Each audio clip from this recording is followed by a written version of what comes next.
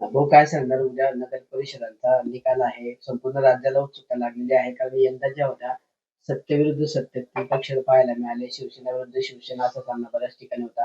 काय वाटतं भाऊ तुम्हाला किती विश्वास वाटतो उद्याचा? नाही, आम्ही आमच्या परीने जे प्रयत्न करायला पाहिजे ते केलेले. पदाधिकाऱ्यांनी प्रयत्न केले, उमेदवार त्यांच्या कामाच्या भरोश्यावर ते पण उभे राहिलेले आणि संघटन त्यांच्या मागे असल्यामुळे आम्हाला चांगलं यश मिळेल अशी आमची अपेक्षा आहे. जळगाव जिल्ह्याचं काय असेल भूमिका?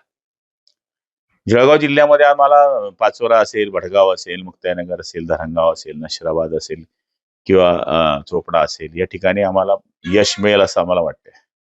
भाऊ मुंबई महापालिकेसाठी पण जे आहे तिकडे ठाकरे बंधूंची युती झालेली आहे. आपलं भाजप शिवसेनेची युतीचं तिथे चाललंय, बोलणं चाललंय. मात्र समसमान जागा संदर्भातली बोलणी चालू आहे.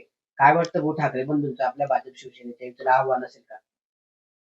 हे बघा, आता पहिले शिवसेना भाजपची युती जी होती ठाकरेजींची, या युतीच्या व्यतिरिक्त जी आमची युती आहे शिंदे साहेब आणि भाजपची, ती युती झाल्यानंतर हा गोष्टीचा उलगडा होईल.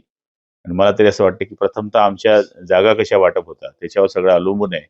आणि दोघं जर एकत्र राहिले, भाजप आणि शिंदे गट शिवसेना, तर मला तरी वाटतं की आम्ही मजबूतीने त्या ठिकाणी निवडून येऊ. आतापर्यंत ही महापालिका भाऊ शिवसेना एकत्र असताना शिवसेनेच्याच ताब्यात राहिलेली आहे. मात्र यंदा शिवसेनेचे दोन गट आहे. कोणत्या शिवसेनेच्या बाजूने निकाल जाईल मुंबई महापालिकेचा काय वाटतं? कारण ठाकरे बंधू आमच्या शिवसेनेच्या बाजूने. हो, दुसरीकडे राष्ट्रवादी अजित पवार गट जिथे जिथे शक्य आहे तिथे भाजप आणि शिवसेनेसोबत युती करणार आहे. मात्र तिथे शक्य नाहीये तिथे ते शरद पवारांसोबत किंवा इतर पक्षांसोबत आघाडी करण्याचे संकेत करतात. तो त्यांचा विषय आहे. राज ठाकरेंनी मोर्चेबांधणी सुरू केली मुंबईमध्ये. प्रत्येक शाखेला भेटी देत आहेत ते निवडणुकीच्या पार्श्वभूमीवर. हा त्यांचं कामच आहे ना बाबा, शेवटी ते नेते आहेत आणि त्यांच्या पक्षाकरता फिरणं हे त्यांचं कामच आहे. लालबाग परळ, दादर, माई, भायखळा, वरळी भागामध्ये शिंदेची शिवसेना आणि भाजप यांच्या समसमान जागा लढणार आहे मुंबईमध्ये. त्या कमिटीत मी नसल्यामुळे मी बोलणं उचित होणार नाही. शेवटी तिथे उदय सामंतजी आणि आमचे आमदार प्रकाश सुर्वे हे कमिटीमध्ये आहे, त्यामुळे ते निर्णय घेतील.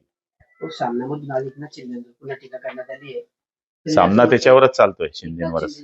एकनाथ शिंदेनी भ्रष्टाचाराच्या पैशातून राजकारण करतायत. ठीक आहे, एकनाथ शिंदेवरच सामना चालतोय, नाही तर सामना वाचतो कोण?